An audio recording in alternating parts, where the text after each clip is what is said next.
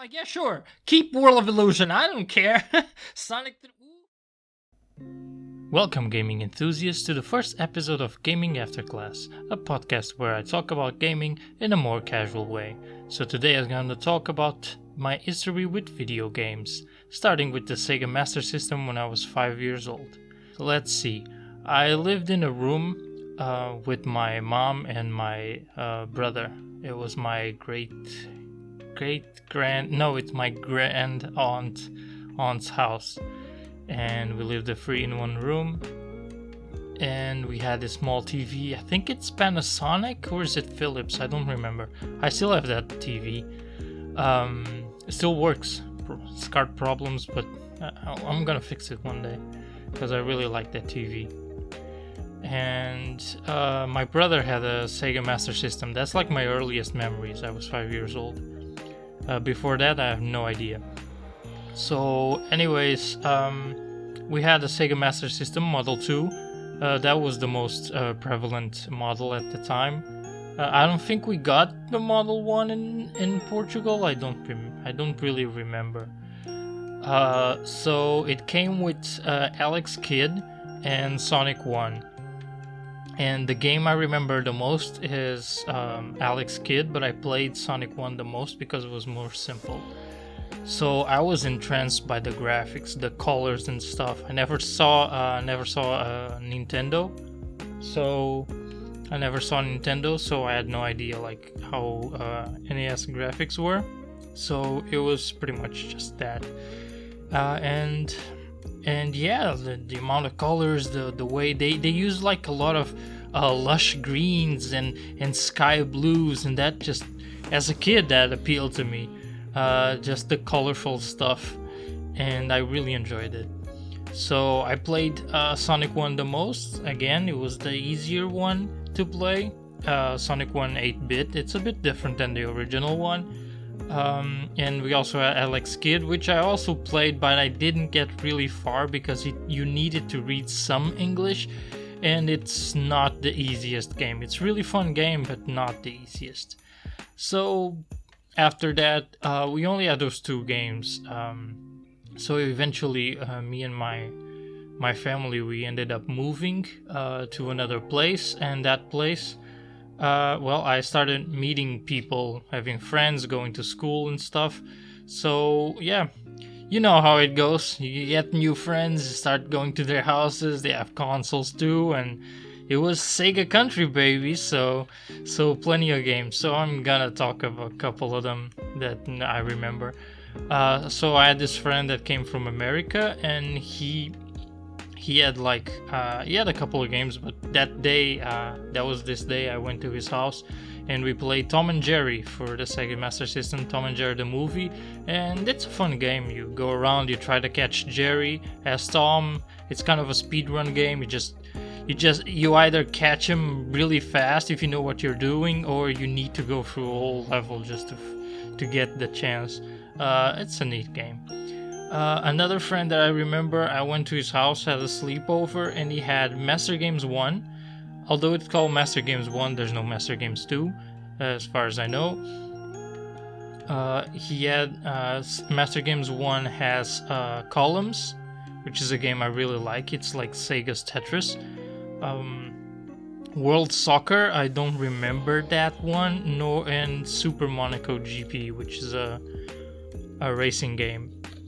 Formula 1 racing game. I was not into sports or racing games at the time, so I pretty much played Columns, and I played Dragon the Bruce Lee story, which is pretty much 8-bit version of the movie. No, I can't say that. It's kind of a fighting action platform or something.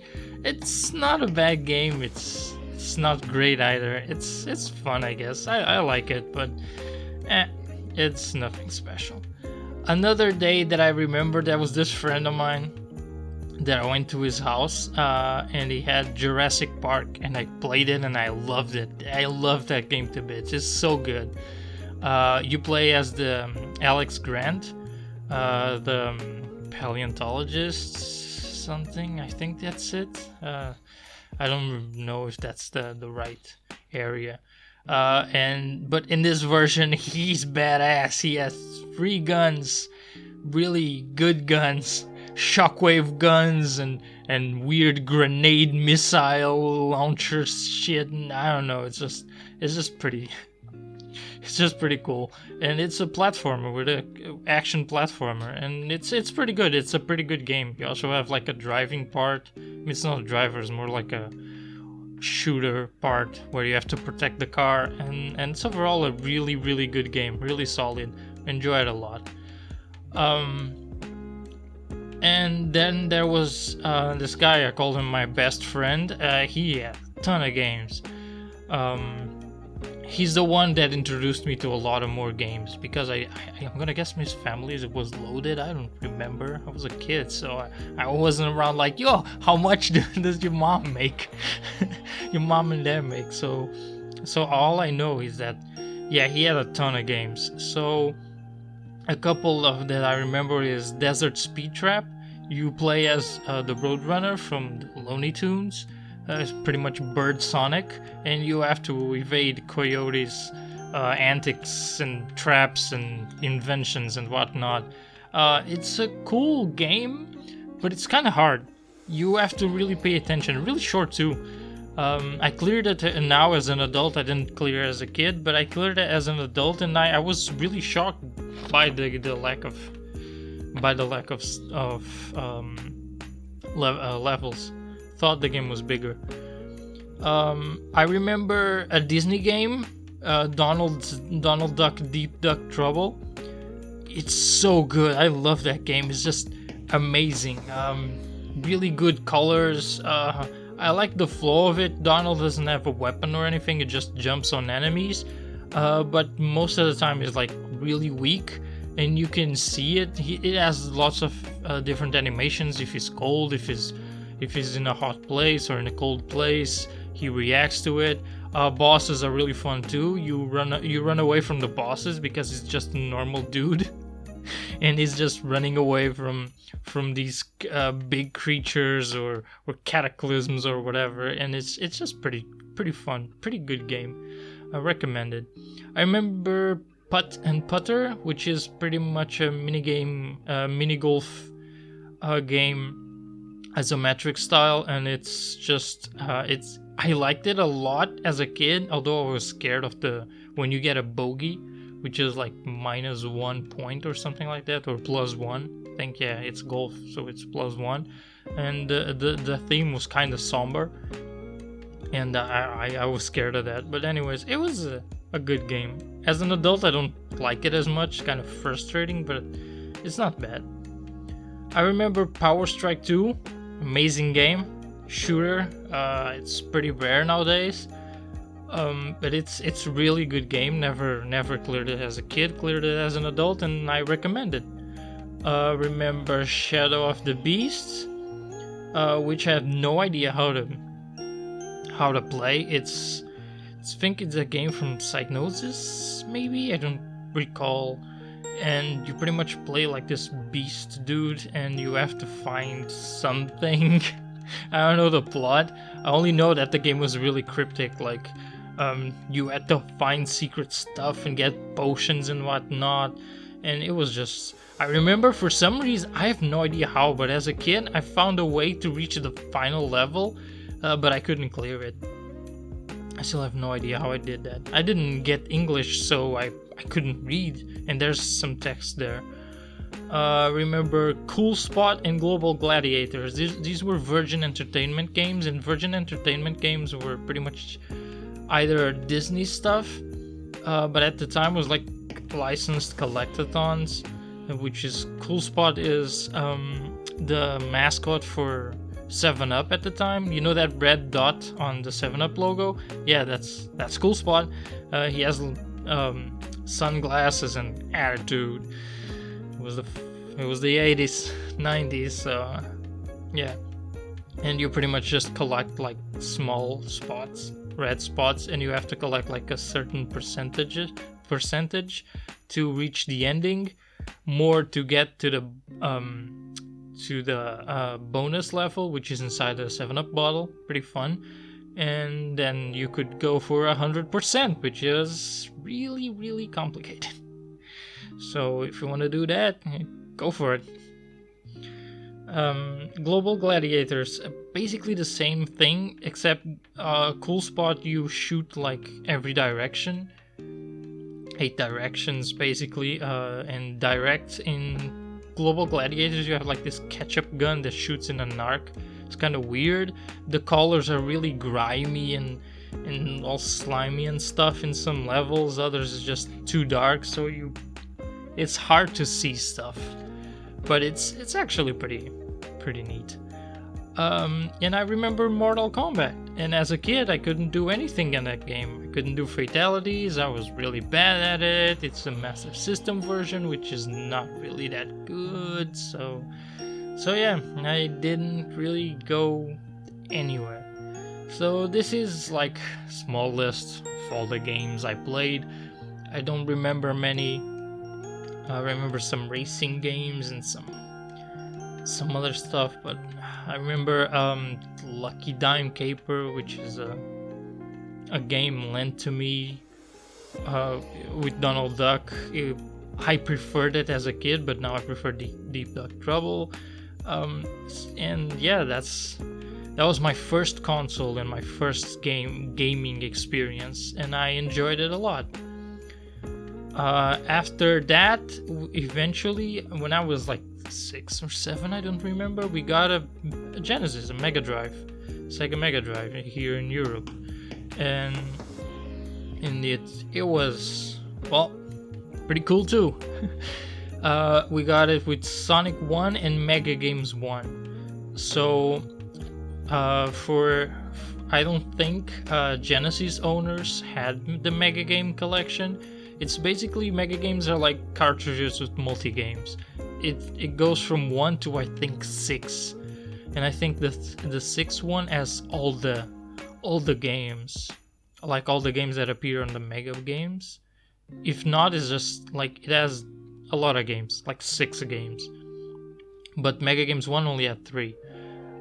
It was Mega Games 1. Excuse me, thinking about something else. Super Hang-On, which is a racing motorcycle racing game, pretty cool. Amazing music. As a kid, I didn't like it. Again, no racing interest. It has Columns, of course, Columns. Let's go. And it had World Cup Italy 90, which is known in America as like World Championship something. I don't remember it. World Championship Soccer, I think it's something like that, which is a top-down, but literally top-down view soccer game, which you saw like the head and the legs moving, and they had arrows on their backs, so for me they looked like chickens, so as a kid I called it the chicken soccer game, and I sucked at it. And the game is not really good, but with me sucking, even worse. So those were the games I had. So I played Sonic 1 the most, obviously. And a lot of Columns. Some Hang-On, I really tried to get good at it, but I just couldn't get the concept of braking when doing corners, so it had never really reached anything good. So again, a lot of friends with consoles, so I have a lot more stories with the Mega Drive though. So Alien Storm, I remember playing Alien Storm. It's a beat 'em up with aliens, and you play as like humans with sci-fi weapons, and it's really cool, but it was scary for me as a kid because it has like somber music and a lot of screams and gruesome monsters and stuff, and I was not the bravest kid. I'm stopping myself from calling me a really bad name. But yeah, I couldn't handle that stuff. I did play another beat 'em up that I enjoyed, Streets of Rage 1. I didn't play 2 and 3, I only played 1, and I really, really liked it. I wasn't good at it, didn't clear it, but I enjoyed it a lot. Konami games like Animaniacs, like licensed Konami games, were amazing on the Mega Drive, and it was like Animaniacs, which is a platformer where you control the three Animaniacs. Animaniacs is a cartoon basically made for kids, but with kind of an adult humor that if you watch it now, it holds up really well. It's really funny. You control the brothers Wacko and Yakko. I don't know which one is which, and the sister Dot. And each has its own ability. One jumps higher, the other can use his hammer and like push stuff, I think. And Dot can use kisses to mesmerize some enemies, and it's pretty neat. It's pretty cool. Although Dot is like kind of a kid, so her throwing kisses at adults and they become in love, just oof, not good. Tiny Toons Adventures, that's another Konami game, licensed Konami game that's really good. I remember like going to this guy's house. It was a friend. It was the son of a friend of my mom's, and he had like a couple of really good games, and Tiny Toons was one of them. And oof, oh my god, this game is like kinda Sonic-y. Jumping is weird though. Like gravity just pulls you once you let go of the button.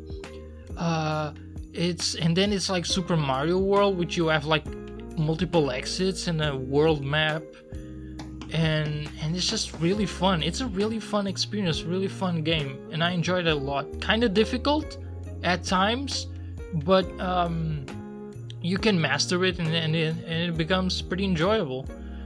Another game that he had was the first time I played was Quackshot with Donald Duck. That's such a good game. You're Donald who has to save. He wants to get like a present for Daisy, I think, or something. He's out to get some treasure or something. I don't remember the plot. And you go around on levels, and every time you finish a level, instead of like level cleared and you go to another level, no, you got to call your airplane and you go to other places on the world. And the objective is not to clear just the levels, but to get new power-ups and stuff to open more level on previous places, like open paths. Like your weapon is like a plunger, toilet unclogging thingy, and you the first one is like yellow and doesn't stick on anything except enemies, so it paralyzes enemies. You don't kill them with that weapon. But then you get like the red one, which sticks to walls, and you can use it to climb walls and find secret places and other parts to get more power-ups and stuff like that. And then as you progress, eventually you get more levels and stuff. It's really good. Really fun game. I was completely like, oh my god, this game's amazing. Never seen anything like it. Later down the line in my life, I eventually got enough money to buy like a combo card which had Quackshot and Castle of Illusion. And for those who know, Castle of Illusion is amazing game. Amazing game. Pretty much just Mickey games were really good on the Genesis and the Super Nintendo too. But I have only memories, like as a kid only knew the Mega Drive ones, and yeah, Castle of Illusion is just an amazing game. Really fun music, fun levels, all whimsical and stuff. The challenge is there, especially as a kid, there was a lot of challenge, and it's just all around really good game. It had an HD port recently, quote unquote, because it's not that recent, but yeah, it deserved it. It even had like a kind of a sequel in Epic Mickey Power of Illusion or something. A lot of references and stuff. Other games. I remember playing Castlevania. I don't remember who had it, but I remember they loaned me Castlevania Bloodlines or the New Generation, and that was just... It's Castlevania. It's really good. And this time, instead of just a whip holder, you got a whip holder and a spear user, Eric Lecardo, or Ricardo, which is his Japanese name. and the spear guy is pretty much easy mode. You can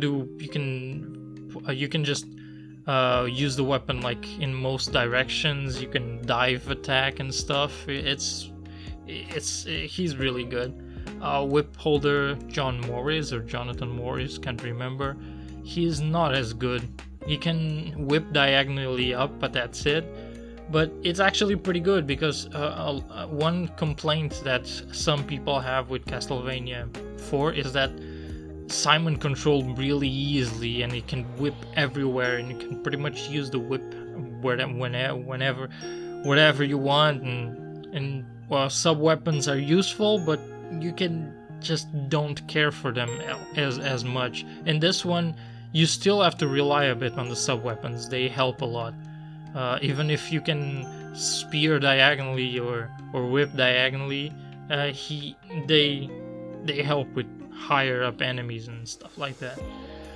And the sprites aren't as big. Remember Micro Machines? I remember my stepdad at the time.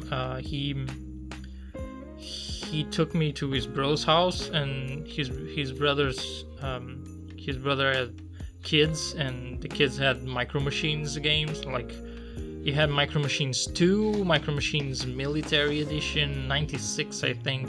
And Micro Machines, for those who don't know, it's pretty much like toys or toy cars that were like really small, and you could like get like a kind of a plastic bag that if you open it, not a bag, like a backpack, which opens and becomes like a track or a garage or something.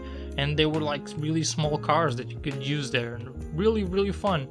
Also really known for the adverts, which had this guy talking like really, really fast. Those were really cool. And the games are pretty good too. You got like normal racing. It's like top view. The controls are kind of weird in the beginning, but once you get the hang of it, it's all right. It's top view. Normal races are normal races, and then there's the fun mode, which is the challenge mode, in which you have to like go to the edge of the screen. You like control really well, so you don't go off track or fall into pits, and get to the edge of the screen so that you eliminate your opponent and you gain a point. It's a really fun mode. You have to like start memorizing the track really well, be a dick and just push him out the track and stuff like that. It is really good. It's really competitive when both the players know what they're doing. The military edition, it was basically like every vehicle could shoot. Instead of like the tank, I think it was in 96 or the second one where you got the tank and it could shoot. On military edition, everything could shoot. I think that's it. Yeah, I think everything had a gun, which made it easier and hard at the same time. It even had like a battle arena mode, which I liked a lot. And the coolest thing is that it supported four-player mode, which like the cars became really small or something like that. I don't quite remember. But instead of you buying like a multi-adapter, the cartridge itself had like 2 slots for extra controllers. Codemasters really like to do crazy stuff on their carts. Another game that I remember, Mega Bomberman, my first Bomberman game. It wasn't the first. It wasn't the first, but I really enjoyed Mega Bomberman. Really cool game, based on Bomberman 95 or 94 for the TurboGrafx 16 PC engine. It's pretty much the same game with some differences, I think, which is basically like music and stuff. Really fun battle modes, different characters and all that, and the story mode's pretty cool. I couldn't clear it as a kid. It was just too hard for me, but I really enjoyed that game. Rocket Knight Adventures. Speaking of Konami too, Rocket Knight Adventures, pretty good platformer, solid platformer. I enjoyed it a lot. You control, I think it's an armadillo or a possum, I don't remember, called Sparkster, and he has a sword, and you can throw projectiles with your sword, or you could use a rocket pack and just rocket everywhere. And there's a lot of bosses and stuff, and a lot of stuff to kill. Konami really liked to, on their action games, they really like to add like tons of mini bosses and stuff like that. They did that a lot on Contra Hard Corps too. There's bosses everywhere and pretty cool set pieces, amazing music. This game was one of my favorites. Never got the good ending because you need to do it on harder difficulties, and I sucked. Only played easy mode, but it was such a good game, such an amazing experience. Then it got a sequel that kind of isn't as good. It's enjoyable, I guess. Some people like it, some people hate it. It's kind of polarizing, but the first one was mwah. Never played the HD version, just oof, maybe one day.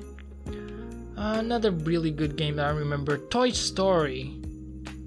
Toy Story. By the way, these games, most of them, the ones I didn't like tell the story, where I played, like Alien Storm and Animaniacs and Tiny Toons, were on that friend's house that had a lot of money. The one who had like Deep Duck Trouble and Putt and Putter, he's the one who had these. And he had Toy Story, which is he pretty much loaned a lot of games to me. We're on the same class, so shout outs to João. If you ever hear this, I still remember you, man.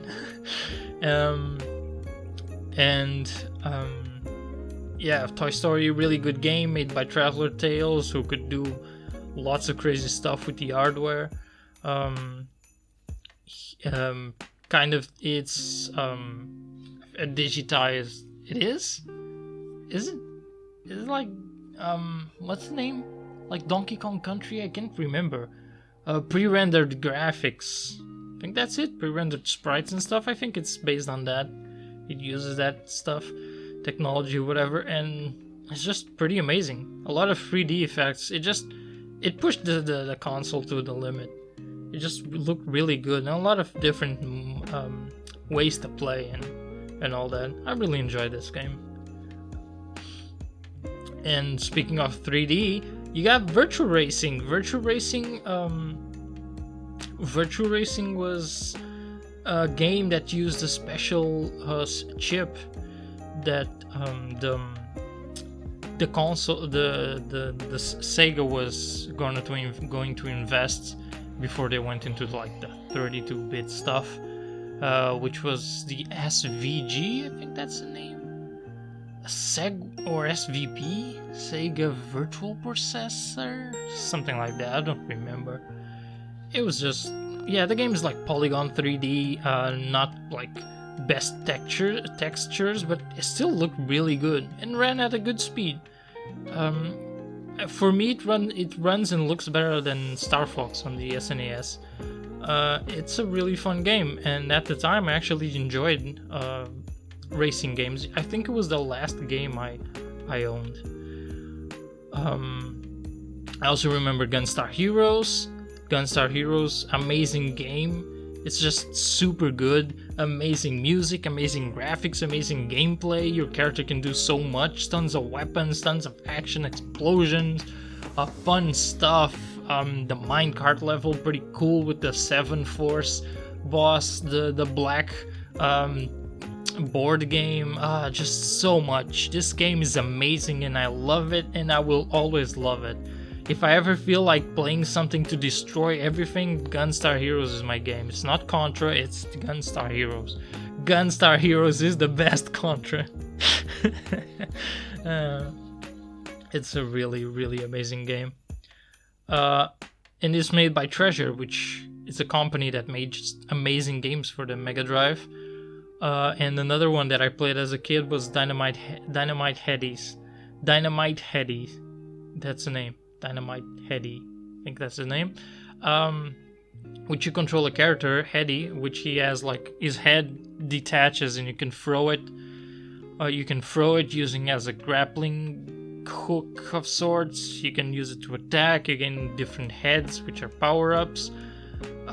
Just overall, a lot of gimmicks and amazing music, tons of bosses to defeat, tons of stuff. It's just a really fun, quirky game, and really hard to like find the secret bosses and stuff, because you need to like find these secret this secret character that appears from time to time in bosses and levels and stuff, and yeah, if you defeat like all of them or a good chunk of them, you get to go to like a secret boss at the end and stuff, and that part's really hard. The game is kind of hard. As a kid I couldn't clear it, but it's really fun, really fun. I also remember going to a guy's house and he has like Jurassic Park, and Jurassic Park was a scary game for me, but he lent me and I played it and I reached the T-Rex. I think the one that I played was the Rampage edition, which you can play with the Velociraptor, which is pretty cool, but I couldn't end the game with the human because I had no idea if I was hurting the T-Rex. I remember using all the weapons I had and it just felt like it didn't take damage. So I have no clue if I ever went somewhere. But now I'm gonna talk about the Sonics. And these are the ones that are story heavy for me, because these were my favorite games. So that was this guy who lent me Sonic 2. First I got Sonic and Knuckles. After Sonic 1, the next Sonic I played was Sonic and Knuckles. And I loved Sonic and Knuckles. The logo, the lock-on. Every time I got like a new game or someone lent it to me, I would just like put it on the cartridge to play the Blue Spheres levels because I loved them. I love Knuckles as a character. I just love this game, and I had no idea that the lock-on was actually used to play like different Sonic games and stuff. So eventually I had someone to lend me Sonic 2. He lent me Sonic 2 and Deep Duck Trouble. And I lent him, I don't remember what game that I lent him. Oh, I remember, it was a Master System game called New Zealand Story. Which is a game, I remember going to the store with my brother and I could choose that or Super Skid Marks, which was a racing game. And I thought you could play 2-player on New Zealand Story because it had like the girl character and the guy character on the cover, I think. And my brother was like, that's not gonna be a good choice, and it wasn't. And he was kind of disappointed. It was like a gift for me, but he was really disappointed because I could have gotten Super Skid Marks, which is a better game. I don't remember much of New Zealand Story. I remember like, I know that the arcade game is kind of messed up because when you die you can go like to heaven or you go to hell or something like that. It's kind of weird. But the Master System game was just, it was fun finding the secrets. It had a lot of secret doors and stuff. I remember like I only cleared it because I found out all the secrets. And this was a time where internet wasn't a thing. You just found secrets randomly or read it on magazines, and I didn't have the magazine, so I found most secrets on games like randomly, and I cleared that game randomly, finding like the warps and stuff. But yeah, I lent this guy like New Zealand Story, and he lent me Lucky Dime Caper for the Master System, and Sonic 2. And I really enjoyed Sonic 2 with Sonic and Knuckles in it. I know people like Sonic 2 a lot more than Sonic 3 and Knuckles, or Sonic 3. Kinda agree with the Sonic 3 one, but Sonic and Knuckles, yeah, no. I prefer Sonic and Knuckles a lot more. I love the storytelling, the fact that it's like storytelling, the scene transitions, the final level. Oh my god, that game just blew my mind. Sonic 2 was fun, I guess. I enjoyed it. I enjoyed the competition mode from Sonic 2. It was a lot more fun than Sonic 3. But at the time I didn't know. And yes, playing with Knuckles in Sonic 2 was pretty good pretty good stuff, pretty enjoyable.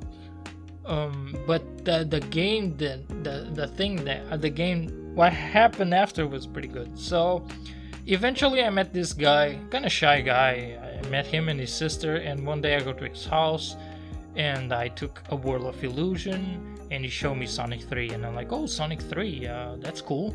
I didn't know Sonic and Knuckles was like the companion game, stuff like that. And I had like World of Illusion, which is a Donald Duck and Mickey Mouse game. It's a pretty fun game, pretty solid game, pretty fun. I really like it. I like that if you play with Mickey, you get different levels than if you play with Donald, and if you play 2-player, you also get different levels. The co-op is amazing, a lot of stuff you can do, the gimmicks, the gameplay overall is just pretty good. So he was like, hey, want to loan me World of Illusion, and I'll lend you Sonic 3, and I'm like, yeah, sure, okay, I'm all for it. And he did, and I played Sonic 3, didn't touch Sonic and Knuckles. I was like playing Sonic 3, yeah, it's a cool game and stuff. And then I decided to connect the two. And then the magic happened. First I'm playing Sonic 3, and I'm like, okay, cool, and you can play with Knuckles too. But I played with Sonic and Tails. And then I cleared the Sonic 3 part. And then I reached the Knuckles part, the Sonic and Knuckles part, and I'm like, oh my god, there's a connection? What? This is so cool! Don't ask me why I didn't start playing with Knuckles. I didn't play with Knuckles, Sonic 3 and Knuckles, I didn't play Knuckles, I don't know why. I just played with Sonic, even though I didn't know they like connected and it was like complete experience. So, I remember just being blown away, seeing Knuckles bail, opening the door and going to the Super Emerald Palace and stuff. It was pretty cool. But the thing I liked the most was one day I was sleeping. This was one of my fondest memories. I was sleeping. Me and my brother, we had like a kind of love-hate relationship, a lot more hate than love, because I was a stupid kid, so I did a lot of stupid stuff.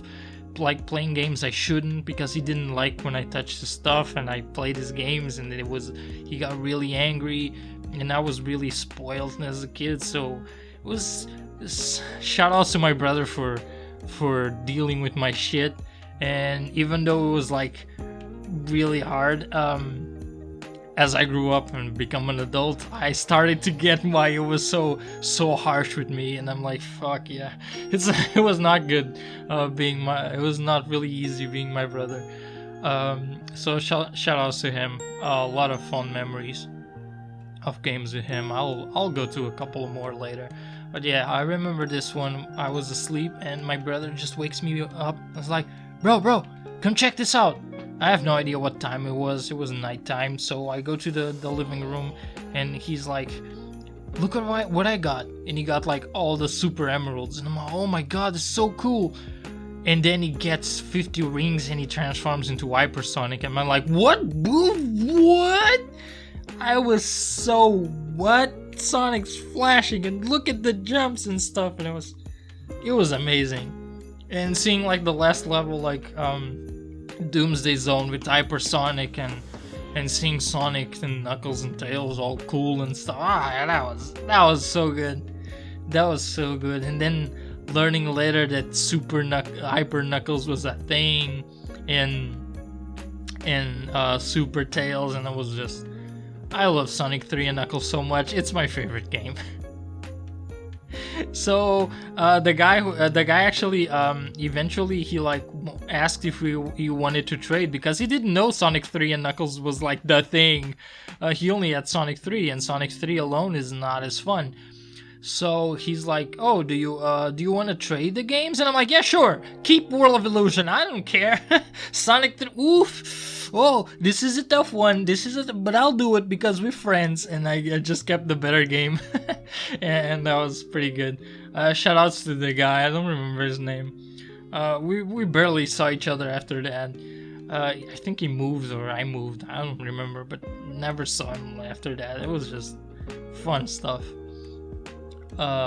Yeah. The other memory I have, the fondest memory, was when I got Sonic 3D Flicky's Island. So it was a Christmas, and I was opening the presents. We opened the presents at 9 p.m. because my mom was like, "Yeah, no, get those presents and just have fun. Don't wait till midnight or the other day. Just enjoy it." And we had like a pretty big tree. I'm not the most Christmas person, like big family Christmas person, but this is the memory that makes me like Christmas and kind of want to push Christmas spirit onto people. Because I remember the big tree, my mom and my brother on the couch, and it was nighttime, so the light was on, and I just opened the present. It was Sonic 3D Flicky's Island. My dad lent me, bought it to me, and my brother's like, "Try it." Even if the console wasn't mine, he was like, "Try it, have fun." And I just started playing, and he was looking at it. He didn't really care all that much, but he enjoyed watching me, and I was like leaning against my mom's arm slash shoulder. I don't remember, probably arm because I was small, and I just enjoyed the game. It's not the best 3D Sonic game, the best Sonic game, but it's enjoyable. I get why people dislike it, coming from like Sonic 3 and Knuckles or Sonic 2, and suddenly there's this isometric game where you have to catch birds. It's not as fun as the other games, but I enjoyed it a lot. It was a pretty nice game, and the music's pretty cool. Shoutouts to John Burton, I think that's his name. He's the guy from Traveler's Tales. He programmed this game, and he ended up making a patch for Sonic 3D Flicky's Island, or Sonic 3D Blast in the US, that makes it way better, called Sonic 3D Director's Cut. You can check his channel. I think it's like Game Hut on YouTube, and you can find like links there. I think you can patch it on the Sonic 3D ROM that comes in on Steam if you buy the game there. It's way better. It has like level select.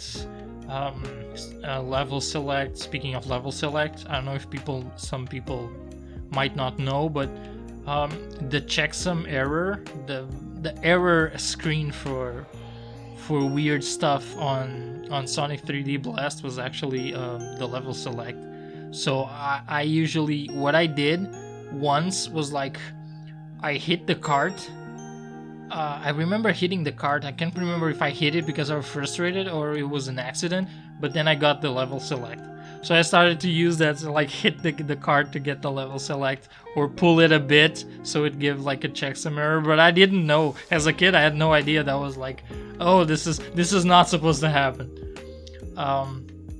And yeah, it has, the director's cut version has like supersonic, more speed, extra enemies. I think there's like an uncut enemy, a level editor or something like that. I don't know. It's just it adds a lot of cool stuff, and it's really neat.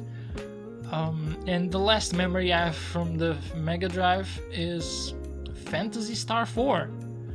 I didn't play it. I went to that friend of mine, the rich friend of mine, and I went to his house, and I kind of started thinking, now that I think about it, he might be super loaded, because Phantasy Star 4 is the last entry of the Phantasy Star series and RPG series. I watched him play, and I was like, what is this? This looks really cool, but what's with all the numbers, and why are they attacking and numbers are popping and stuff like that? Never played an RPG, so I was really confused. I had no idea what was happening. And Phantasy Star 4 is basically like the last game, and I think the American Sega guys didn't really like RPGs or something, so this might be a rumor, don't quote me on this, but I think they didn't really want to push the game, so they made it like super expensive. It was like $100 when it came out, something like that. So it was probably expensive here in Portugal too, and and he had it. So woof. Shout outs. Shout outs to money.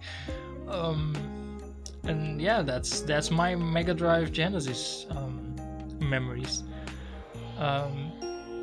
But this isn't the end. I'm talking about Sega a lot, but this is like, I go in a tangent. In between the Mega Drive and the what came after was PS1. My brother had a PS1. While I had the Mega Drive, and then eventually when I got to the PlayStation 1, I also had a couple of extra stuff. And it came in the form of, first I got, as Nintendo stuff, I got a Famiclone, which is basically, the Nintendo Entertainment System, the NES, first Nintendo console, like legit console.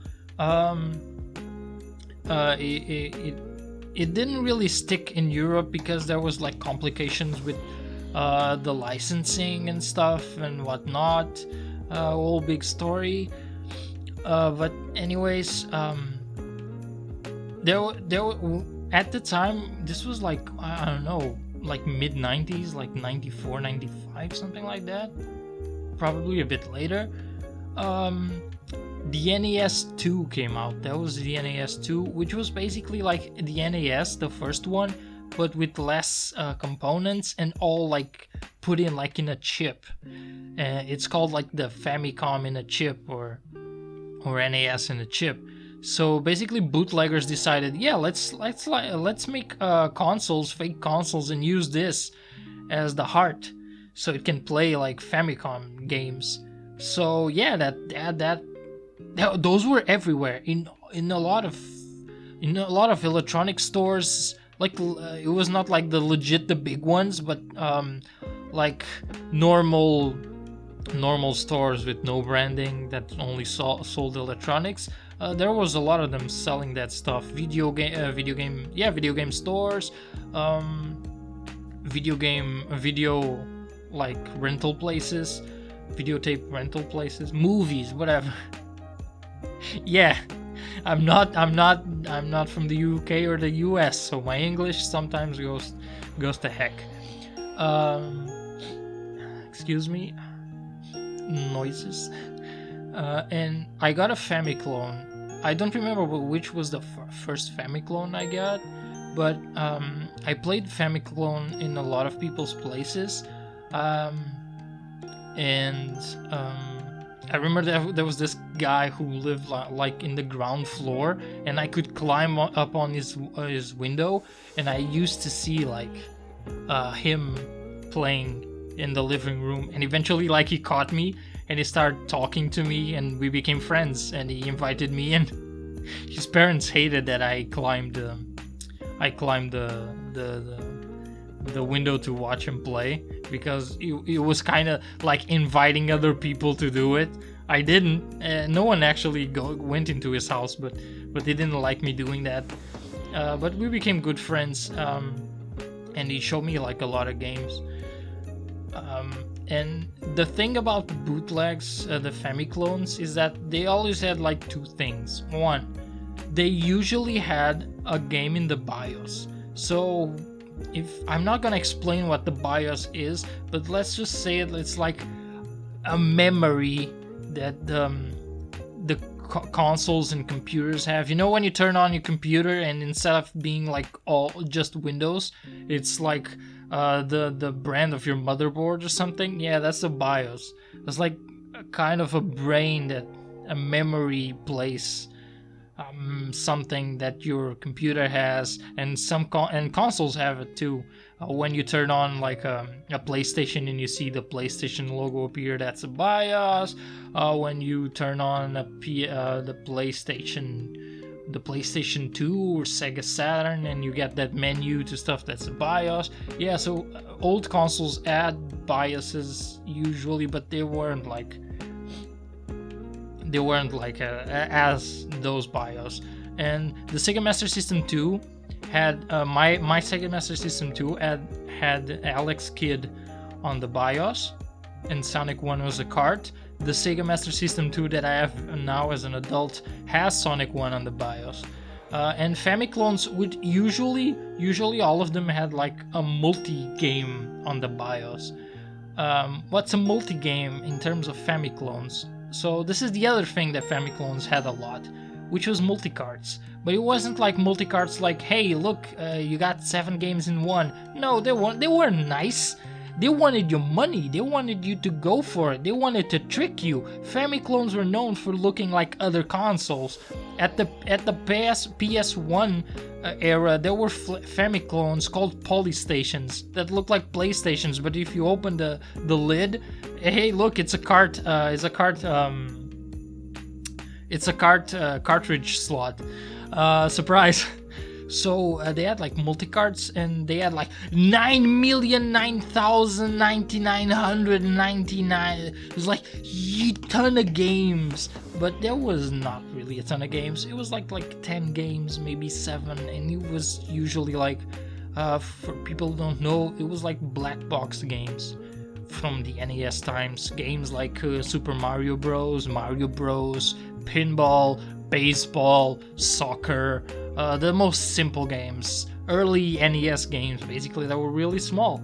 And the rest of those 9 million games, something, it would probably be like, hey, it's Super Mario, but you got tons of lives. Oh look, this one is not Super Mario, it's called Moon Mario, and it's Mario 1, but Mario jumps to infinity and beyond.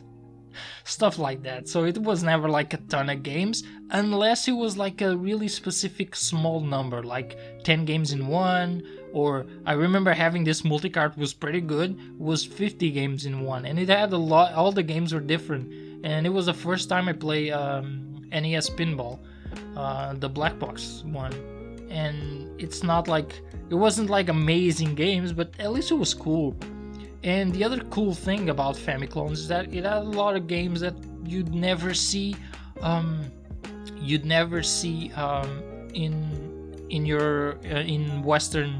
the Western regions. Games like Battle City, which is a tank game, really cool tank game. You can play it co-op competition. It has like 50 levels, stuff like that. It's a pretty fun game. Games like Ninja Jajamaru-kun, where you play with a ninja that's trying to get to the top of mountains. It had like Doraemon games, Milk and Nuts. Yes, that's the name of the game, which you play like this really small pink thingy, and you have to go. It was pink, I think it was pink, and you the only thing you can do is jump and go up ladders, and pretty much you needed to get all the fruit so you could find your girlfriend, stuff like that. Binary Land, which you could control like 2 penguins, and you have to make them go to the same place. You have to go to the same place at the same time, which is to find a heart, because they're in love and unity and all that, and games like that. And it was pretty cool. It pretty much broadened your horizon. Like, I know in the US, I don't know if in UK had it, but in the US you had like tons of imports. Here in Portugal, I don't remember if there was places where you could import games, but Famiclones are pretty much a way for you to have, one, Nintendo, which was rare and expensive, so you could have Nintendo, and two, play games that weren't from around. And bootlegs were pretty much that. I remember that the second Famiclone I had, the one that I actually remembered that I bought, was called the Nikita, and it looked like the Mega Drive 2. In the box it showed games from the Mega Drive, which tricked me as a kid. It was pretty cool because you could connect an antenna to it, and use it to connect to the TV. It was a wireless console, wireless 8-bit console. It didn't work well, so I used the cable, but it was pretty cool. And yeah, I remember playing a lot of games like Adventure Island, Yer Kung Fu, which is pretty much one of the first fighters, I guess. Road Fighter, Bomberman. This was the first Bomberman I played, which is the first Bomberman. Star Force, Battletoads. Phew. Yeah, Turbo Tunnel. Remember as a kid, and nope. Games like Duck Hunt, Hogan Alley, and Wild Gunman, because usually the Famiclones came with the guns, and it was just pretty neat. And games were really cheap too. It cost like lunch money. Your mom gave you lunch money to buy like a sandwich or something. Nope, you could buy a game, buy a multi-cart, something like that. It was pretty amazing, pretty fun. Yeah, Famiclones were really important to my gaming history. And I also got a Game Boy. During the Mega Drive PS1 era. I got a Game Boy. It was given by my stepdad at the time. He went on cruises a lot because that's where he worked, and he bought it in America, and it was like, thank God Game Boys were not region locked. So it came with Terminator 2, T2, Terminator 2. It's not T2 the arcade game, it's the other one, the LGN one, platformer, really hard, really annoying, hate it. Home Alone, enjoy Home Alone, it's actually a cool game. You have to like collect valuables, don't let the bandits get the valuables. For some reason it had like this basement where you had to fight like bats and spider bosses and stuff. Funky game, but it was really fun. Before I had the Game Boy though, I did play Game Boy in two different places. First, it was a kiosk on a video rental store. I went there like with friends, and the owner hated us because we just went there to play on his kiosk on his Game Boy. We never bought anything, so he got kind of pissed. I remember that eventually at one point he just said, "Get out of my store because you don't buy anything." But yeah, we went there and we played Game Boy. It was like a kiosk with two Game Boys, and they were linked with the link cable, and you could play Tetris 2 player. It was pretty fun. I went there basically like every day. Kiosks were a big part of growing up in the 90s as far as video games. I'll talk about more later. And I played Mario Land in some guy's house. I don't know who it is. Another one of my mom's friends had a kid. And the kid, the kid was probably loaded too, because he had like a ton of video games, like a ton.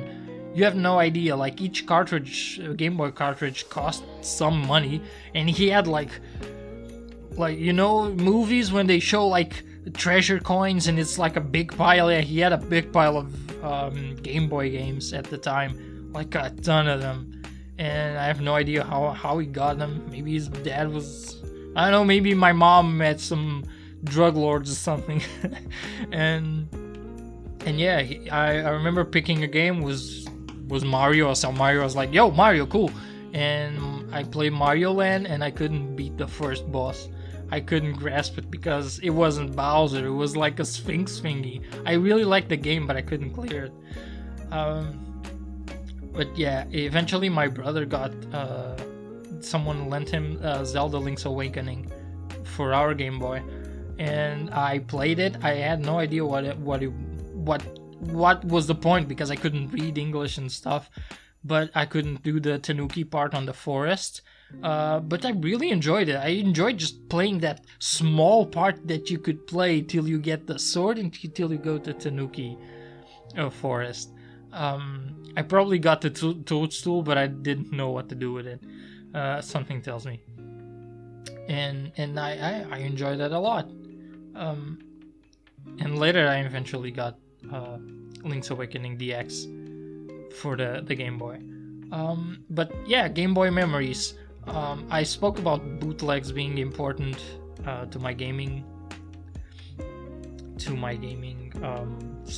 gaming history, gaming experience. Most of these bootlegs came from China, and I had a friend who was from China. Shout outs to our boy Shinesh. that was his, kind of racist now, but at the time, well, he didn't care, and his nickname was Chinese. That's it, we call him Chinese. We did use his name, we knew his name. It was actually a pretty Portuguese name, but He was from Macau. Macau has strong ties to China. I think he's from Macau. Probably is. And yeah, and he had like a cousin who sent him stuff, for sometimes he would come to Portugal with stuff. And one day he had like, hey, look, want me to lend you this? And he lent me Pokemon Yellow. Context: Pokemon was like a thing, anime was a thing, but I think the game didn't come out at the time. It was only the anime. I don't remember if the game was out already, but I think it wasn't. I can't really recall, but I can tell you this amazing thing. He had a game, and it was a yellow version. I say to people that I was the first playing, but now that I think about it, maybe yellow hadn't come out, only the other versions probably came out. I just didn't know anyone who had them. But yeah, I was playing the yellow version while everyone was playing Pokemon Blue and stuff. And it had two problems. One, it was in Japanese. And two, even though at the time I thought it was Chinese, kids. And two, you couldn't save. It was a bootleg, so you couldn't save. It didn't have berry save. For those who don't know what berry save is, berry saving is, back then there was no memory cards and stuff, so games basically kept the memory by having a battery installed in the cartridge, and it kept giving enough energy for the save part of the game, the SRAM, not delete. So that's how it worked, but that cartridge probably didn't have it. I'm not gonna believe that it had it, but it ran out, because those batteries, since they don't use a lot of energy, they last for a lot of Game Boy games. There's like a ton of Game Boy games that probably right now their batteries are dying, or they died like maybe like 5 years ago, something like that. So yeah, it didn't save. So I played it using AC adapter or DC adapter or whatever, connected to my Game Boy, and I didn't turn off the Game Boy. And I had no idea what I was doing. And yet, I did reach Celadon. For those who don't know, Celadon is kind of mid-game, is where the 4th badge is. And I reached it, and get this. I had no idea what the moves did and why I couldn't attack sometimes or some stuff, because I had no idea. I got typings kind of because I watched the anime, but I didn't really know what was happening. So I remember, like, after you get the 2nd badge, I got to I went to Bill, then I got to Vermilion. Is it Vermilion? Because Vermilion, the port city. I got to the boat. I finished the boat. I had no idea that I got AGEM 1, but I figured out how to get the AGEM 1 to work. I have no idea how. Eventually I found out I could cut bushes. I went to the third badge. Could not get it because I had no idea how to open the doors. Bailed on it and went to Rock Tunnel. So the thing is, Misty, the 2nd badge, is the one that lets you use cut. LT Surge's badge, the 3rd one, is the one that lets you use flash. I think that's it. So I couldn't use flash, but no biggie, because I had no idea that flash was a thing. Because you see, flash is in a place after the Diglett Tunnel. If you talk to a guy after catching like 10 Pokemon or 30 no, I think it's 10 Pokemon, he gives you that. But I had no idea that I had AGEM 5, I think. So even if I didn't work. So yeah, went to the Rock Tunnel, clear Rock Tunnel without having light, which you can do in Gen 1 because you can see like walls. You can see walls and you can see your character. You just can't see like other characters. I think you can see your character. It's like the palette is a lot darker. Some things are hidden and some things are, you can see walls, so you can pretty much just labyrinth through it, and you can see stairs too, I think. And yeah, I went to Lavender. I didn't know what to do on the tower, so I bailed. I went to Celadon, and then on Celadon I probably got the badge, maybe. remember, but I didn't find Team Rocket and didn't get the tower. I didn't went to Fuchsia City, or did I? No, wait. No, I think I didn't go to Fuchsia because I didn't have. I had Cut, but I didn't have the flute to wake up Snorlax. Yeah, exactly. I didn't have the flute to wake up Snorlax, so I couldn't go to Fuchsia. Either way, I didn't have the bike for cycling, so it would be special. But yeah, that's the stuff. I got Bulbasaur one of the runs. Bulbasaur, I think you need to catch a couple of Pokemon, something like that, or Pikachu has to like you a lot. So there was one time I got Bulbasaur, but there was another time I didn't. And yeah, you're like listening to this and didn't you say you couldn't save? Yeah, I did all this in a day. Meaning the other days and the other times I turned off the console, I didn't go very far because I had to turn off the console and I had no idea what I was doing. So trial and error. Japanese game, not bad. Big story, yeah. He also lent me like a couple of multicarts.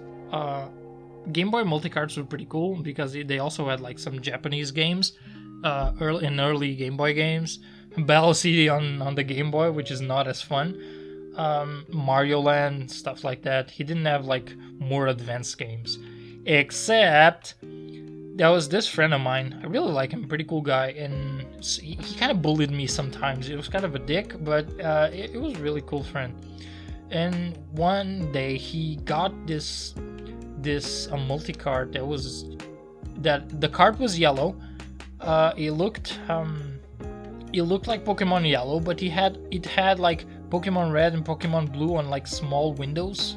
Like small Pokemon Yellow, Pokemon Blue, Pokemon Red, and I think it also had green on the cartridge sticker. And it was a multi-card that had all the Pokemon games, and the Pokemon Green was actually translated. And he had like a ton of games I never played in my life.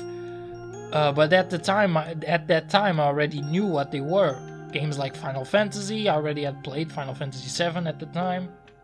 So it had like Final Fantasy Legend, and I was like, Final Fantasy? What? Final Fantasy on the Game Boy? That's a thing? It had like, I can't even remember. I just remember they had like RPGs and stuff, which is something that you didn't see on a multi-card. But it was kind of weird. It did have SRAM. You could save, but I think if you saved in one game, you couldn't save in another, or something like that. It deleted. It was just confusing, but yeah, it worked and it was pretty good. And I was an idiot kid, so I tried to steal it by swapping with my yellow version. The legit yellow version. At the time I had it. My mom bought it, I think. So yeah, I got caught and it wasn't funny. I did that a lot. First time I played Pokemon Gold was not even out in Portugal. So that Chinese friend of mine, he one of his cousins came. He had two things that I never saw in my life. One, it was the Game Boy Light, a Game Boy that only got released in Japan, which had like a no, it was not. It was front light that was like green, a turquoise something, and it was pretty cool. It's like a Game Boy Pocket, kind of the size of a Game Boy Pocket. Without the light, it's also gray screen, but with the light on, it was like, it looked really good. It was pretty fun, and he had Pokemon Gold. And I tried to steal that game, but I was caught. Not fun.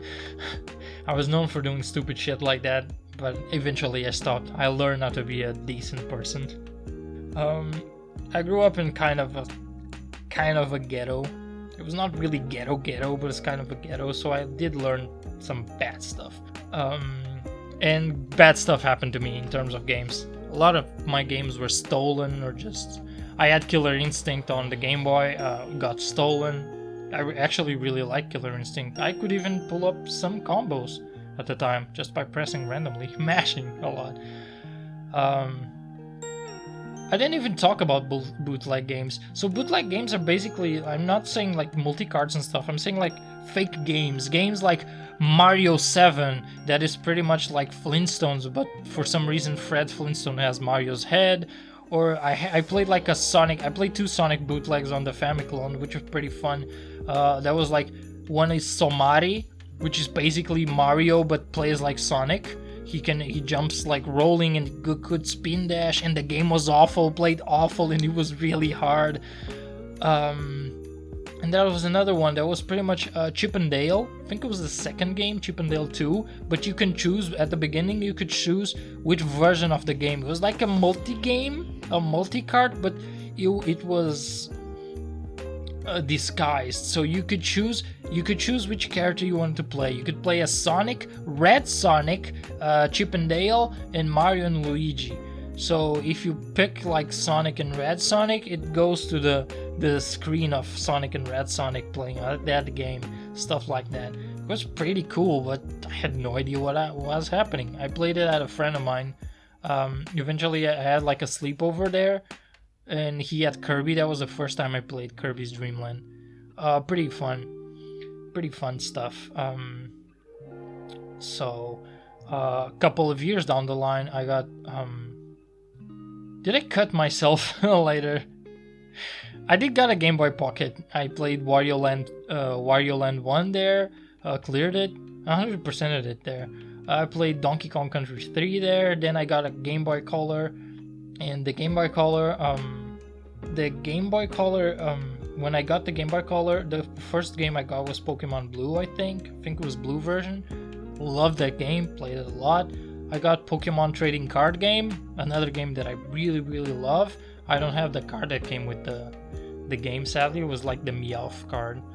And that's when I got Zelda Link's Awakening DX. And that's when I already could read English. So yeah, I actually finished the game. Really enjoyed it. If anyone is thinking, oh yeah, did you got Game Gear since it was Sega Land? Yeah, I got a Game Gear, but it was lent, and I did a really stupid thing. This is one of the reasons my brother hated me at the time.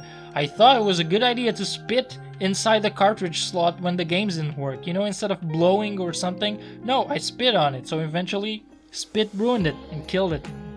And yeah, my brother had to pay that. It was really bad. I owe him a Game Gear. And SNES memories, I don't have much. That Chinese friend of mine, he lent me Super Famicom. It was his dad's Super Famicom, and it came with a bootleg cart, a multi cart that had 8 games. I remember before that though. Before I get ahead, I did saw the Super Nintendo in stores. It was on sale, and it always had like this. It wasn't a kiosk, you couldn't play it, but it had always a Super Nintendo with Super Mario World connected to a TV, and I was so entranced by the Super Mario title screen. Every time we went to a store, I just looked at it. I couldn't play it, so I just looked at it. And that's why the Super Mario World screen has so much impact on my life. Like every time I look at it, I get that fuzzy feeling.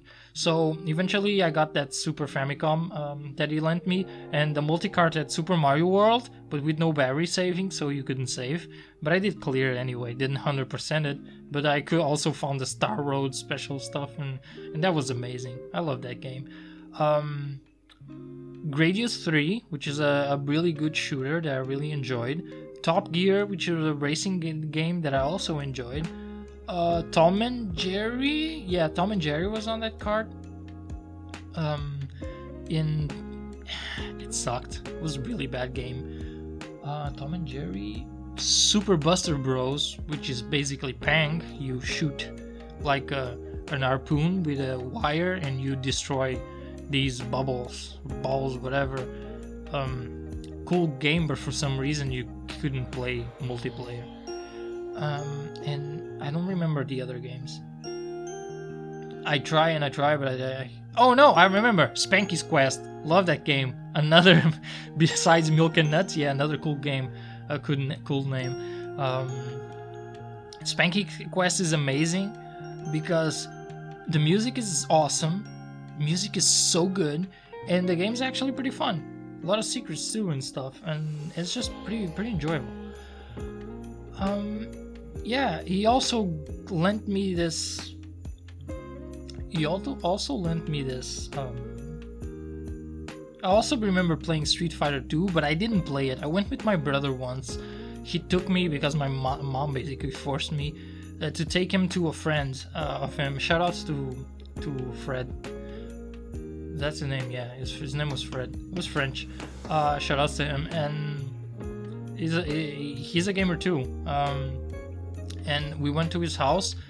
My bro was on bike. I think I was walking, and we went to his house, and they started playing Street Fighter 2 on the SNES, and I remember it, and it was pretty nice. It was pretty cool. I loved watching it. Everything was dark. They didn't even turn on the lights, and I just stood there watching them play. And eventually we went home, and I never saw that again. But yeah, I remember that, and the other thing I sorry I cut, but I remember that memory, and I wanted to share it. But back to the Famicom, to the Super Famicom, my friend also lent me this thing that was called the Doctor, which you connect to the cartridge slot, and you could put discs, like floppy disks. For those who don't know what floppy disks are kind of square things. You know, when you save something, usually on like Windows programs, and it's like this square thing that you never seen in your life. Yeah, that's a floppy disk. The discs I grew up with weren't the real floppy ones. They weren't floppy. And floppy disks, also really fondly remember for a lot of people sometimes calling them floppy disks for forgetting the S. So instead of floppy disks, just say floppy disks. And floppy disks they hold like a meg, I think. The ones I had, the ones before were like the real floppy ones were really big and had next to no space. So I remember you could play that Doctor's thing. You could put floppy disks on it, and you could play games from it. You could probably download games. I don't think you could.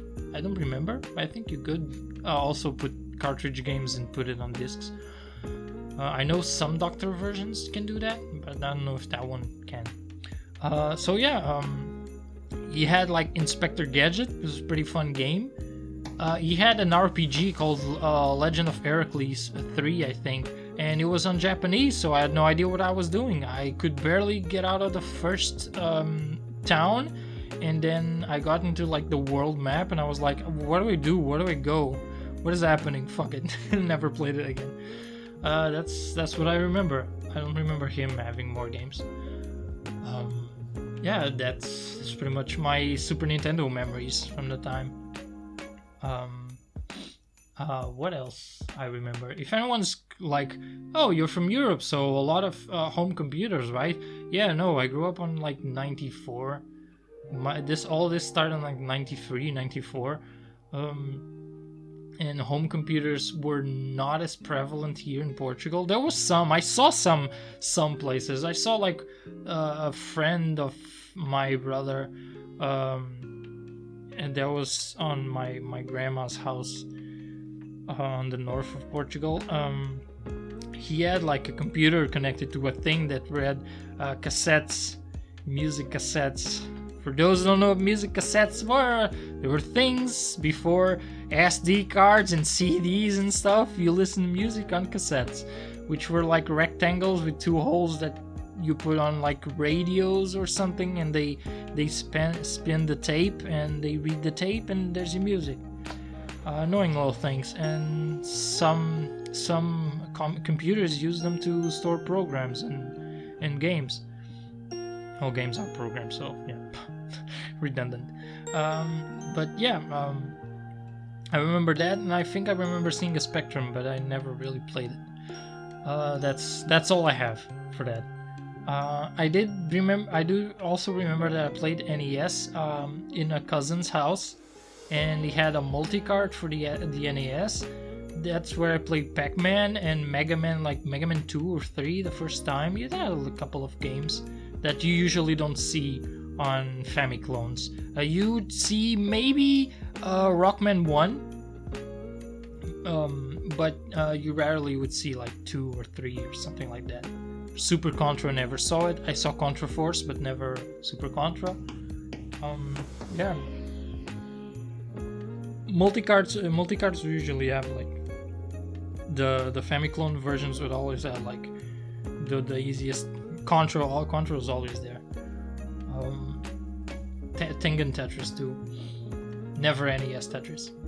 A friend of mine actually had a cart that had Goal 3. I think that's the name of the game, which is known here as Nintendo Cup, Nintendo World Cup or something, which is basically like a Kunio-kun soccer game where you could pull off like super moves, super shots, and beat people and stuff like that. But he had like Goal 3, which is like the third version of the game, and it's really hard for me to play that game because I'm used to Nintendo World Cup, which is really simple. But that version, Goal 3, oh my god, you could do so much stuff. I couldn't really grasp it. And I played with that friend of mine once, and he was like, yeah, this is the superior version. I'm like, I cannot play this.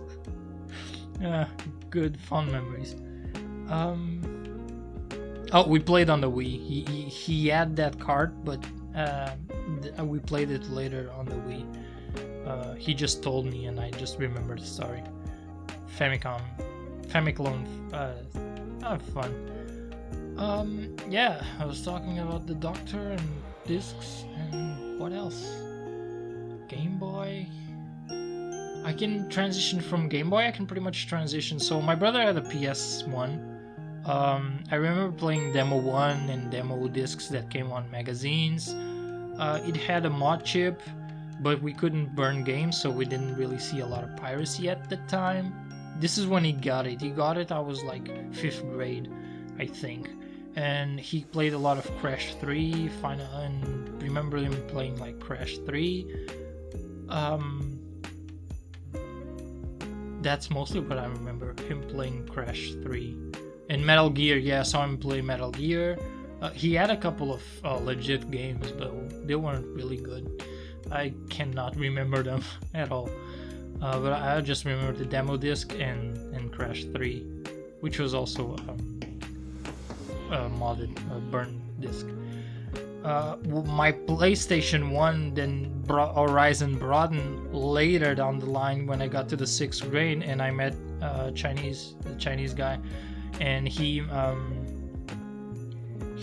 pretty much lent me all the bootlegs he had, and he had a lot of them, and I played a lot of games that people don't know or never played. Games like, I don't know, Mega Man Legends, but it was in Japanese. At the time, I never saw that game on sale. I played Monster Rancher, Shake Shake Kids, Japanese-only platformer, Wii action platformer, where you make milkshakes out of enemies and stuff. Pretty weird game. What else? Bishibashi Special, minigame. Think WarioWare Inc. But games are not as small, but are pretty crazy and pretty fun. More Chocobo Racing, which is, well, there's a Chocobo Racing out now, but this is like the PS1 version. Chocobo Dungeon on Japanese, because the first one was Japan only. There's a second one in English.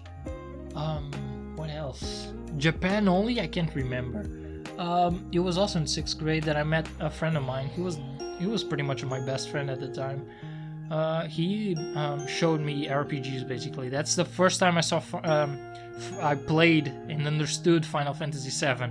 I already understood RPGs because of Pokemon. Pokemon was kind of like my first RPG, but I consider Final Fantasy VII more because it's the traditional one where you keep weapons and use magic and stuff like that. And that was my first Final Fantasy, and I hold it dear because of that, although at this point in time I don't think it's like the best Final Fantasy, but I do enjoy it a lot. And yeah, he then saw I saw him play Final Fantasy IX. Was his birthday. He got Final Fantasy IX for his birthday, and I remember him calling me, telling me to go to his house. Shout out to my boy David. I went to his house and I was like, it's your birthday. Why isn't anyone here but me? And he was like, oh, they're coming later. Why am I here? And I'm like super oblivious, and it's like, why am I here early? And he's like, because you're cool. And I was like, oh man, oh shucks, you shouldn't have said that. Oh come on, man. And it was pretty cool. I saw him play a lot of games like Tomb Raider. Also saw him play Metal Gear, I think. Tekken. Oh yeah, Tekken 3. Yeah, my brother also had Tekken 3. I just remembered. I really enjoyed Tekken 3 and Tekken 2. What was the other game that I was thinking about? I was calling like Tomb Raider and Battle Arena Toshiden, or Toshiden. Maybe it's Toshiden how it says. I don't know. I remember my brother playing the second or the fourth one. I don't remember. It was one with a ton of secret characters. I played the first one. The first one's not good, but the third one looked cool.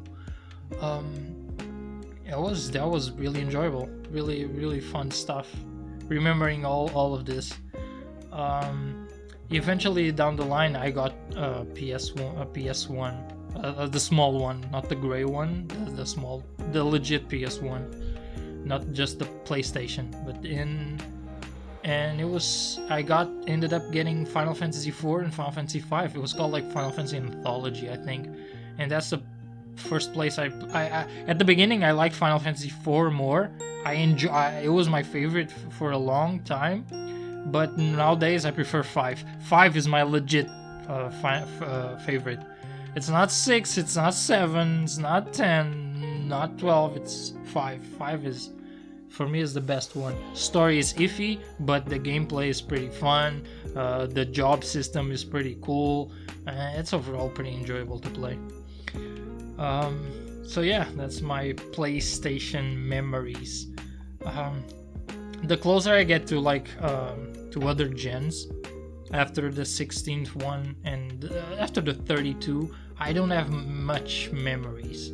I can talk a bit about it, but it's not much. So what else do I remember? I got an N64. A friend of mine had a Nintendo 64. He's the guy who got the Polystation, so I went to his house and I played a lot of stuff there. Space Station Silicon Valley, Super Mario 64. First time I saw it, I was like, oh my god, this is amazing. Collectathons were really fun, but I only saw like that, and this friend of mine only had Mario 64. It was the beginning. I got it on launch. He also got Xbox on launch, but I only played like an off-road game, so I won't even talk about it. But yeah, he had also Pokemon Stadium. I played Pokemon Stadium so much in his house. We played the minigames a lot. We played it a lot. Transfer pack, using our Pokemon cartridges to get good Pokemon to play the game. Getting Pokemon from Pokemon Stadium. I only played one. He only had one, Pokemon Stadium 1 there. Other games that he had. Dang, I can't remember a lot of games, but he had a couple of them. Why can't I remember them? Probably not memorable. But I used to play, here we just played like Mario a lot there. But then later, we kind of had a fallout. I stole his Nintendo 64, not my best moment. I stole his Nintendo 64 and then I did a stupid dumb thing where I told someone I shouldn't, and he eventually knew and he went with his father to get it and we stopped talking, and at that point in time was just weird. They eventually pardon me, forgave me, that's the word. They forgave me, but damage was kind of done. Took me a while to ever get inside his house. But when he did, it was later time, and I'll talk about it later. But yeah, I eventually had a Nintendo 64 of my own. I bought it from my Chinese friend, and yeah, I also got Pokemon Puzzle League Challenge. Love that game, and Pokemon Snap. Got it as a Christmas present. hated it for one reason. I got it as a Christmas present. My mom let me play the game. It was like on the 24th. She just let me play the game, and I cleared it that day, 100%ed it, and I was pretty pissed. It was not fun. I also got a game called Penny Racers, but I couldn't save it because it needed a control pack, and I had no idea what a control pack was. That sucked, but it's a pretty enjoyable game. I actually miss it.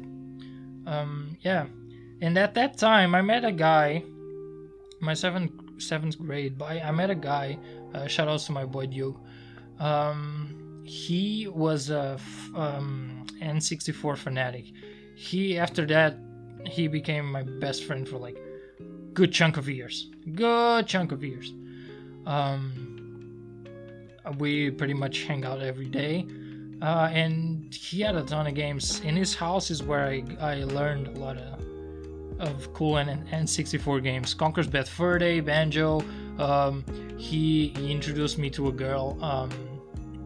Introduced me to this girl who also had an N64, and there I played Pokemon Stadium 2. He had GoldenEye. He was a GoldenEye and Star Fox 64 fanatic. He got the old mode where you run with the characters and the bazookas on Star Fox 64. He lent me the game. I liked it. Was not as good as him, but I enjoyed it. It's a really good game. Golden Axe. Oops. GoldenEye. He also played it a lot, and he also got all the secrets and all the stuff. He was unbeatable at that game. He was that friend. You know, that friend that could destroy you in every single game. In a specific game, like fighting game or Mario Kart. Yeah, it was that guy. He could beat me in Mario Kart. He would beat me in GoldenEye. I would beat him in Pokemon Puzzle League Challenge until he learned how to play it. Then he would beat me, and I got super frustrated because I was like, "This is my one game." It was super fun. And yeah, he introduced me to a lot of games. Jet Force Gemini, Perfect Dark.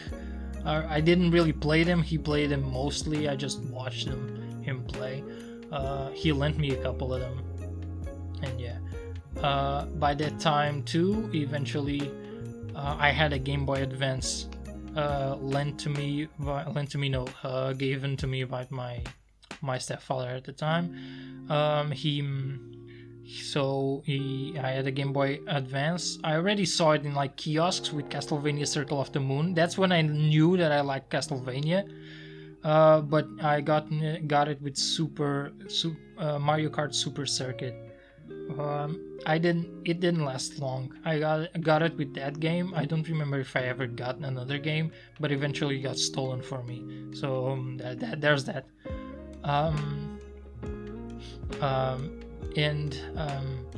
The guy who stole it from me basically was a friend of Diogo and became my friend, and he was a piece of shit. Shoutouts to piece of shit. Not gonna say his name, but he know who he is, and he's never gonna listen to this. I think. And yeah, that guy. He also showed me like a lot of games. He's the one who introduced me to the Dreamcast. Loved Sonic Adventure 1. It was amazing. Liked it a lot. Did not like it as much as Sonic 3 and Knuckles, but yeah, he like sold me a Dreamcast, but I don't know if you people know. Some Dreamcasts are known for, I think it's like the laser goes to shit really easy or something like that. So to play that console, you had to like flip it upside down and eventually just stop reading CDs altogether. And I didn't know how to fix it.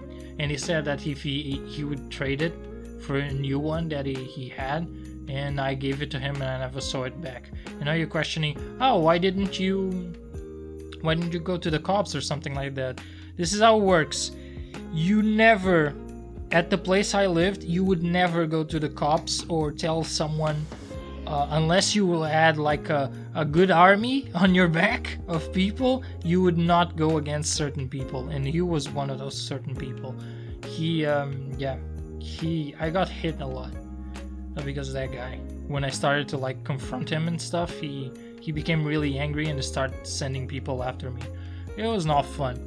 But yeah, that's my Dreamcast memories. Not a lot. What I remember that was in this RPG where you use monsters. You catch monsters, use them or something. I remember that. I remember Jet Set Radio or Jet Grind Radio, depending on where you live. What else? Sonic Shuffle. Fun, I guess. I don't remember much. I think I played Power Stone. I don't remember that. I don't remember playing Power Stone. I think I did. I don't recall it, so nope. That's basically what I remember from Dreamcast days. Game Boy Advance, Dreamcast. After that was pretty much... Yeah, at that time, I also I didn't see my 6th grade friends as often, but I still went to the Chinese guy's house, and he got a PC. He was a fan of Unreal Tournament. I actually enjoyed watching him play. He played it a lot, and he introduced me to emulation. And emulation was where I started to profound a bit. I eventually got a computer and stuff. I started to play like other SNES games,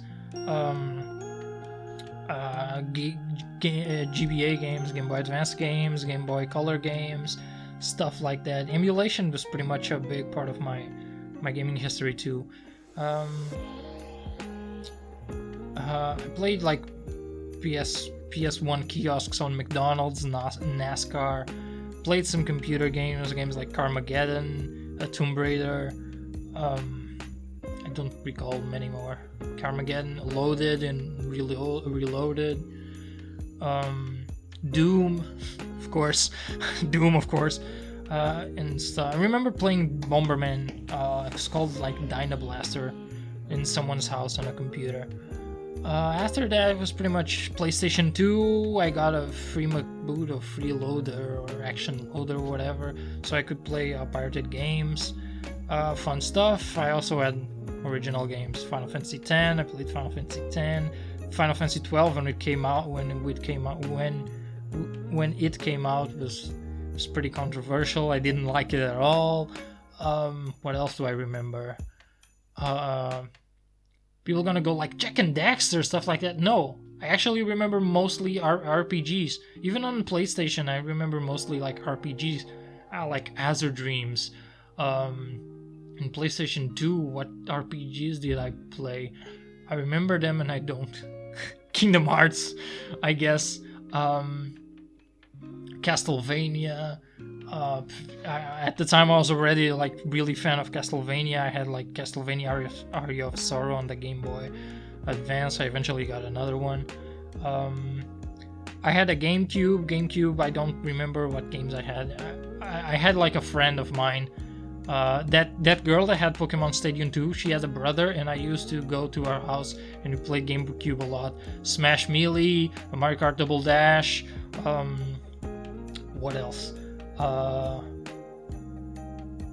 Pokemon Coliseum, I eventually got it. We played Smash, we played Mario Kart Double Dash, Super Mario Sunshine, Monkey Ball, Doshin the Giant. Not remembering that. Sonic Adventure 2, yeah, Sonic Adventure 2 was the game that I played probably the most besides Melee, or Melee, whatever. Sonic, I love that game so much. I don't know, there's so many games I don't remember. It's like close, but I don't have... At the time, my memory started to get fuzzy, so I don't remember a lot of stuff that I played on GameCube, but I loved that console. Loved it a lot. Loved it more than I loved my PlayStation 2. I eventually started getting... There was this shop, shout outs to Replay Zone, doesn't exist anymore, where I got most of my rare stuff for GameCube, which was Final Fantasy Crystal Chronicles, WarioWare Inc., Mega Micro Games, something like that, Legend of Zelda 4 Swords Adventures. These are games you rarely saw on like normal game stores, electronic stores and stuff. Yeah, that store had them, and and I love it. That's where I got my first Game Boy Advance adapter cable. Fun story, I wanted that so much because I had like Sonic Advance and stuff, and I had Sonic Adventure 2 and I couldn't connect it. And then I got Crystal Chronicles and I got the cable. Then I went to some place with my mom, this mall in the middle of nowhere, and there was this shop that was basically like Nintendo's at the time. It's not publisher, it's not licensee, it's the one that distribute the one who distributed the games. And I found cables there and bought them. Eventually I had more cables than I wanted. I also saw Tales of Symphonia there, but I couldn't buy it because I didn't have money, unfortunately, because I know I would like the game a lot. Metroid Prime, I had it eventually with the game, with the cable. I could link to Metroid Fusion and get the stuff. I got Metroid Fusion. At the time, I liked Metroid a lot. At the first Metroid I played was Super Metroid. I think it was cool because it was like Mega Man, but with the charge beam. But I didn't really know what to do. So I didn't like it as much, but eventually I started liking it more as I figured out how it worked. What else? GameCube. Yeah, after GameCube, after that was pretty much getting a Nintendo DS when it came out. And the Wii. I got a Wii, and I enjoyed the Wii a lot. I enjoyed the virtual console. I'm gonna tell you the two games. I forgot to say it, but I'm gonna tell you the two games that really got me into retro gaming. All this gaming stuff, it was me enjoying gaming, but what got me into wanting to play games from older generations was one, playing Super Smash Bros. On the Nintendo 64 and finding out about characters like Captain Falcon and stuff like F-Zero and Earthbound. Stuff like that, and I was like, whoa, I never knew about this stuff. Nintendo games and Star Fox, what? There's just another Star Fox before Star Fox 64. Oh my god. And then there was this other game that I really enjoyed. That was and then there was the Virtual Console on Wii, and Virtual Console, basically I learned about the TurboGrafx and other games that I missed, Phantasy Star on Master System, stuff like that, compilations, all of that. It was basically that. At that point I was set forward. I was a gamer. I loved it. I loved video games. I loved everything. I went through everything. I bought old games, new games. I just played everything, racing games, whatever. I didn't care. And this is a good time to say that, yeah, this is the end of the episode, because it's almost 2 hours, but I'm really happy with this, and I hope you enjoyed listening to me too and talking about video games and stuff. This is my journey, and it keeps going. I don't collect anymore, but I think I'll eventually go back to collecting. But I do have a collection, and yeah, that's it. So thank you all for listening to me. I hope you enjoyed this episode, and I'll see you next time. Hopefully you guys will be there next time too. So see you soon. Keep enjoying gaming to the fullest. Until next time, guys.